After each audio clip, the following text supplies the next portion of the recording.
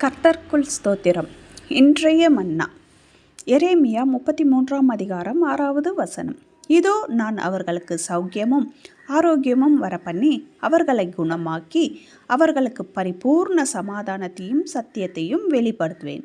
ஆம், இன்றைய தினம் இந்த வசனத்தை கேட்டுக்கொண்டிருக்கிற நீங்கள் கூட ஏதோ ஒரு வியாதியினால் கஷ்டப்பட்டு கொண்டிருக்கலாம். ஏதோ ஒரு பலவீனத்தின் நிமித்தம் ரொம்ப சோர்வோடு இருக்கலாம். ஆண்டவர் இதற்காக தான் உங்களுக்கு வாக்குத்தத்தத்தை தருகிறார். சீக்கிரத்தில் அவர் உங்களை குணமாக்கி உங்கள் சௌக்கியமும் ஆரோக்கியமும் வர பண்ண போகிறார். உற்றார் உறவினர் மருத்துவர் யார் என்ன சொன்னாலும் கவலைப்படாதீர்கள். ஒரு சின்ன ஜெபம் செய்யுங்க போதும். ஏசப்பா, உம்முடைய பாதத்தில் நான் வருகிறேன். மகிமையின் தேவனே உமக்கு ஸ்தோத்திரம். கர்த்தாதி கர்த்தாவே உமக்கு ஸ்தோத்திரம். எங்களை மறவா என் தேவனே உமக்கு ஸ்தோத்திரம். கண்ணீரோடு உம்மை நோக்கி பார்க்கிற யாவருக்கும் அவர்கள் வாழ்க்கையில் ஒரு விடுதலை, ஒரு அற்புதம் செய்யுங்கள். வைத்தியருக்கே வைத்தியர், பரம வைத்தியர் நம் இயேசு கிறிஸ்து.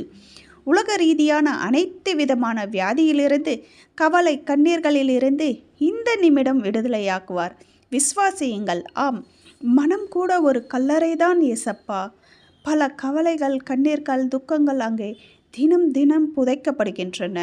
முடியல ஏசப்பா, என்னால் முடியல ஏசப்பான்னு என்ன மாதிரி யாரெல்லாம் பல பேர், பல குடும்பத்தினர் இந்த நிமிடம் தவித்து அழுது கொண்டு புலம்பிக் கொண்டு இருப்பார்கள்.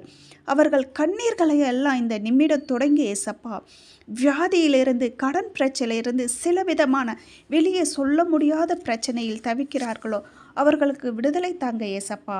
இதை கேட்டுக்கொண்டிருக்கிற ஒவ்வொரு குடும்பத்திலும் நேற்றும் இன்றும் என்றும் ஆசீர்வாதம் இறங்கட்டும். இயேசு கிறிஸ்துவின் தூய நாமத்தில் வேண்டிக் கொள்கிறோம் எங்கள் நல்ல தூய பிதாவே. ஆமீன், ஆமீன். ஹல்லேலூயா, ஸ்தோத்திரம்.